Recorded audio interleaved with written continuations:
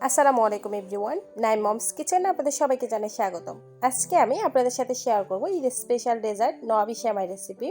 নওয়াবি সেমাইটা দেখতে যতটা সুন্দর, খেতেও কিন্তু অসম্ভব মজাদার। সেমাই লেয়ারগুলো হবে অনেক বেশি ক্রিস্পি আর ভেতরের লেয়ারটি হবে একদম ক্রিমি। নওয়াবি সেমাইটা যে একবার খাবে তার বারবার খেতে ইচ্ছে করবে। আপনারা চাইলে এই ঈদে নওয়াবি সেমাইটা ডেজার্ট হিসেবে রাখতে পারেন। আশা করছি আমার আজকের রেসিপিটা আপনাদের কাছে ভালো লাগবে। আমার আজকের রেসিপিটি যদি আপনার কাছে ভালো লেগে থাকে তাহলে প্লিজ আমার চ্যানেলটি সাবস্ক্রাইব করবেন আর আমার ফেসবুক পেজটি ফলো দিয়ে রাখবেন। তাহলে চলুন আর কথা না বাড়িয়ে আজকের রেসিপিটি শুরু করি। প্রথমে আমি একটা প্যানে দিয়ে দিচ্ছি 1 টেবিল চামচ পরিমাণ ঘি।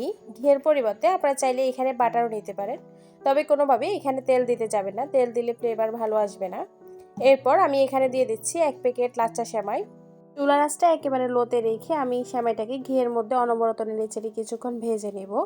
সেমাইটাকে অনবরত নাড়তে হবে, কোনোভাবে চুলার আঁচ বাড়ানো যাবে না, এতে করে সেমাইটা পুড়ে যেতে পারে। সেমাইটা কিছুক্ষণ ভাজার পর দেখতে পাবেন সেমাইয়ের কালারটা চেঞ্জ হয়েছে। এই পর্যায়ে আমি এখানে দিয়ে দিচ্ছি 1/3 কাপ পরিমাণ চিনি। চিনি পরিমাণটা আপনারা চাইলে এখানে বাড়িয়ে কমিয়ে দিতে পারেন। এরপর চিনিটাকে আমি সেমাইয়ের মধ্যে খুব ভালোভাবে মিশিয়ে নিচ্ছি। সেমাইটাকে ভালোভাবে মিশিয়ে নেওয়ার পর আমি এখানে দিয়ে দিচ্ছি 1/3 কাপ গুঁড়ো দুধ। তবে গুঁড়ো দুধটা আমি একসাথে না দিয়ে অল্প অল্প করে দিয়ে আমি সেমাইয়ের সাথে মিশিয়ে নিচ্ছি। চিনি আর দুধটাকে আমি সেমাইয়ের মধ্যে খুব ভালোভাবে মিশিয়ে নিয়ে আর কিছুক্ষণ সেমাইটাকে অনবরত নেড়ে চেড়ে ভেজে নিচ্ছি। সেমাইটাকে আমি কিছুক্ষণ ভেজে নেওয়ার পর আমি সেমাইগুলোকে অন্য একটা প্লেটে নিয়ে নিচ্ছি। আপনারা অবশ্যই চেষ্টা করবেন সেমাইগুলোকে চুলা থেকে নামিয়ে সাথে সাথে অন্য একটা পাত্রে নিয়ে নিতে, কারণ ফ্যানের যে গরম আছে সেই গরমেও সেমাইটা পুড়ে যেতে পারে বা লালচে হয়ে যেতে পারে। এরপর আমি ফ্যানে দিয়ে দিচ্ছি 2 কাপ পরিমাণ তরল দুধ।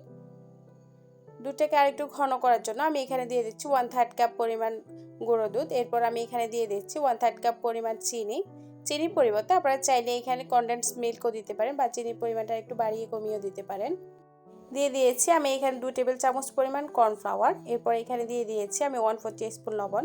মিষ্টি খাবারে লবণ পছন্দ না করলে আপনারা চাইলে এটা বাদ দিতে পারেন, তবে মিষ্টি খাবারে লবণ দিলে আমার কাছে মনে হয় মিষ্টির টেস্টটা একটু ভালো আসে। কিছুক্ষণ জাল করে নেওয়ার পরে দেখতে পাবেন দুধটা এরকম ঘন হয়ে এসেছে। এরপর আমি এইখানে ফ্লেভারের জন্য দিয়ে দিচ্ছি খুব সামান্য পরিমাণে জাফরান। হাতের কাছে থাকলে দিবেন, না থাকলে আপনারা চাইলে এটা বাদ দিতে পারেন। দুধটা যখন আরও কিছুটা ঘন হয়ে এসেছে তখন আমি এখানে দিয়ে দিচ্ছি 1/3 কাপ পরিমাণ ডেসিকেটেড কোকোনাট। আপনারা চাইলে এখানে নারিকেলটাও দিতে পারেন, আবার চাইলে দুটাই বাদ দিতে পারেন, এটা সম্পূর্ণই অপশনাল। ডেসিকেটেড কোকোনাটটা দিলে ফ্লেভারটা খুব সুন্দর আসে, তাই আমি দিয়েছি। এরপর সব কিছু ভালো মতো মিশিয়ে নিয়ে আমি এটাকে আরও কিছুক্ষণ জাল করে নিচ্ছি। ক্রিমটাকে আমি আরও 1 থেকে 1.5 মিনিটের মতো জাল করে নিয়েছি। এখন এটার ঘনতা ঠিক এরকম হয়েছে। এখন আমি ক্রিমটাকে চুলা থেকে নামিয়ে নিচ্ছি, কারণ ঠান্ডা হতে হতে ক্রিমটা আরও বেশ অনেকটাই ঘন হয়ে যাবে। এরপর আমি একটা পাত্রে দিয়ে দিচ্ছি ভেজে রাখা সেমাই। এখানে আমি কিছুটা সেমাই দিয়ে দিচ্ছি। প্রথমে আমি একটা লেয়ার করে নিব। সেমাইটাকে আমি বাটির মধ্যে দেওয়ার পর এরকম একটা স্প্যাচুলা দিয়ে সেমাইটাকে চারদিকে সমানভাবে ছড়িয়ে দিচ্ছি।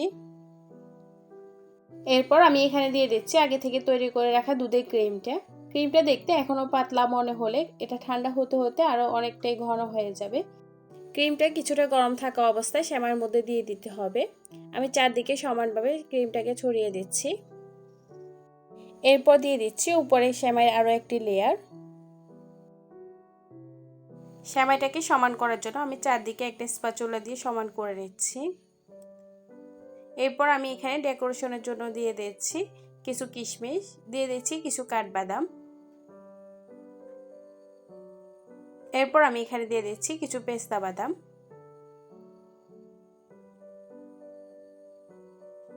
ব্যাস তৈরি হয়ে গেছে অসম্ভব মজাদার নওয়াবি সেমাই। সেমাইটাকে আপনারা চাইলে তৈরি করে ফ্রিজে নর্মাল চেম্বারে রেখে দিতে পারেন 3 থেকে 4 ঘন্টার জন্য। এরপর ফ্রিজ থেকে বের করে ঠান্ডা ঠান্ডা এটা পরিবেশন করে নিতে পারেন। আশা করছি আমার আজকের রেসিপিটি আপনাদের কাছে ভালো লেগেছে।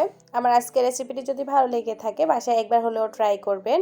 বিদায় নিচ্ছি, আজকের মতো ভালো থাকবেন সবাই। আল্লাহ হাফেজ।